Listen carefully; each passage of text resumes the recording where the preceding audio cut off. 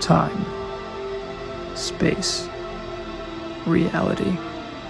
It's more than a linear path. It's a prism of endless possibility.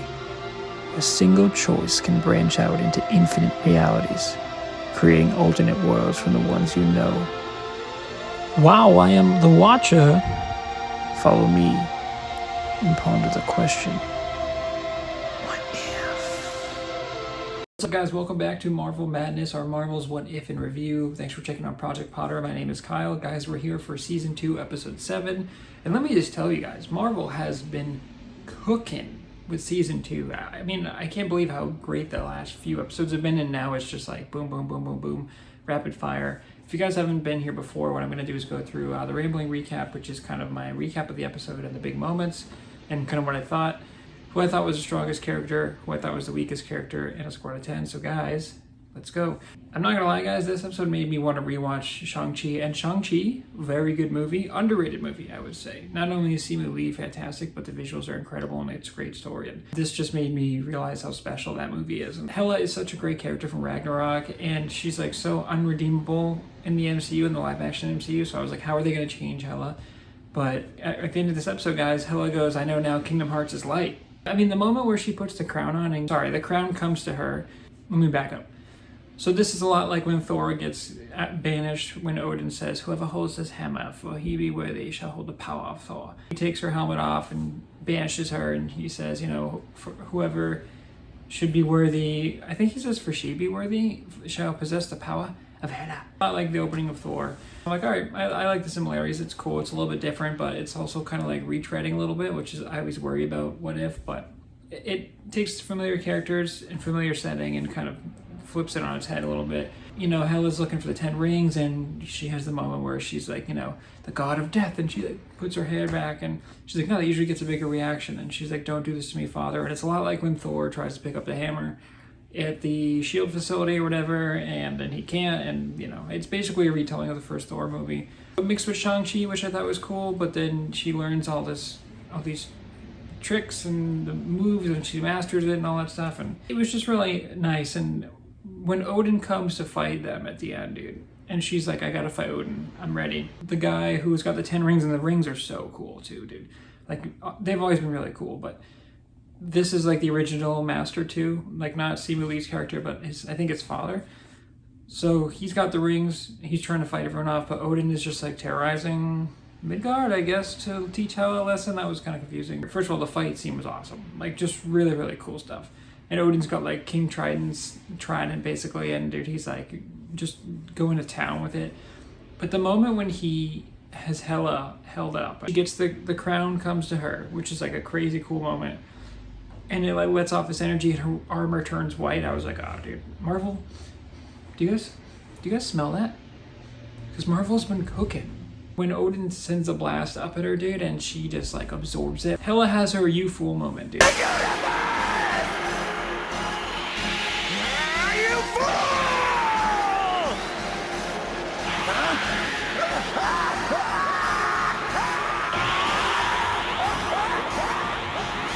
With Goku and Frieza. Odin sends a blast up, and Hela's just like, you fool! Odin's like, oh, actually, I sent you to Midgard to teach you a lesson, and he's like, you have surpassed even my expectations. But then they team up, which I thought was a little weird. I thought she was like, no, father, I'm taking my own path. And then they go after Thanos at the end, when he's with Gamora, and like, even the darkest heart can be rehabbed. And we've seen Thanos a lot in this season, so I don't know if it's gonna like lead to a big battle or something, but it's confusing because I guess there are multiple universes. This is what the show's all about, is a multiverse.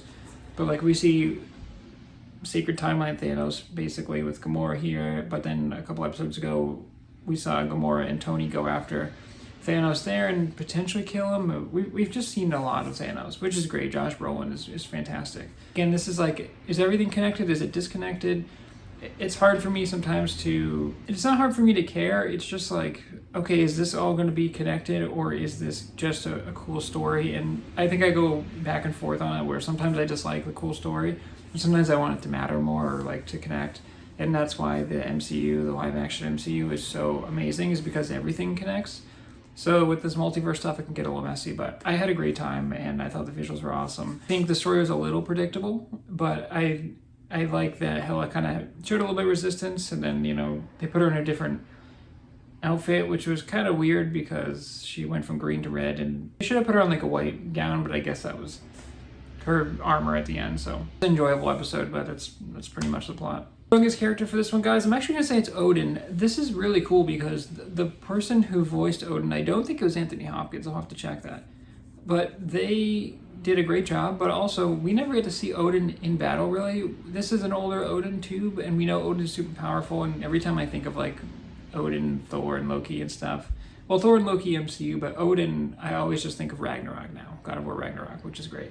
We have always heard about Odin's stories and his victories and stuff, but we never see him really in battle because Anthony Hopkins is older and they kind of just have him sitting around looking cool and going into sleep and all that stuff. So this was cool to see him just like wrecking shop and like with his trident or whatever, and just like being a master of combat, and that was really, really neat. And I just thought his character was really interesting and powerful, and he was my favorite character for this one.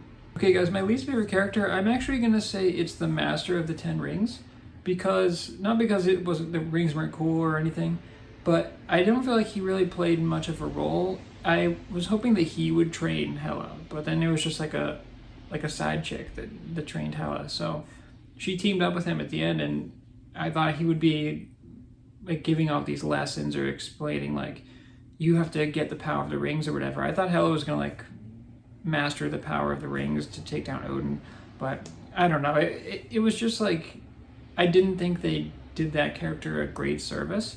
I would have liked to see more, either more of him in combat or more evidence that he was like a all-powerful leader of his team. It seemed like he was kind of just like battling out with the rest of his group, and then I thought he was gonna just really like bestow knowledge upon Hela, and he didn't. So he wasn't necessarily a bad acting job or bad performance. It was just, I think, my weakest character in this one.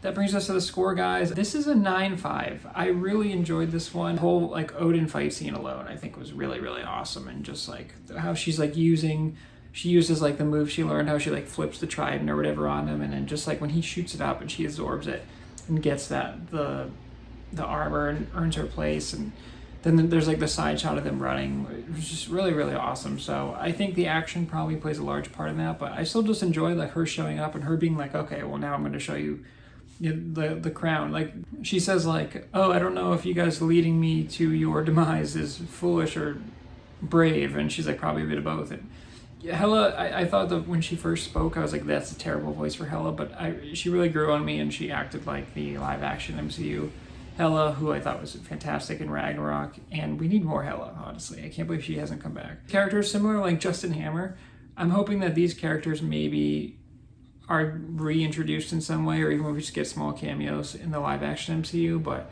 I enjoyed this episode, and I'm just having a great time with What If Season 2, guys. Marvel's been cooking with this season. I'm sitting here watching the fight, and I'm really just like, Marvel is just cooking. They're just cooking with this. So it's nice to see, especially because we've had some bummers with Marvel lately. So it's nice to see that at least in terms of animation, at least in terms of storytelling, they're kind of hitting that high again. So I had a good time with this one. All right, guys, that's another episode. 2 more episodes to go. So we have the penultimate episode next time, and then the season finale. So appreciate you guys. Like, comment, subscribe. And until next time, guys.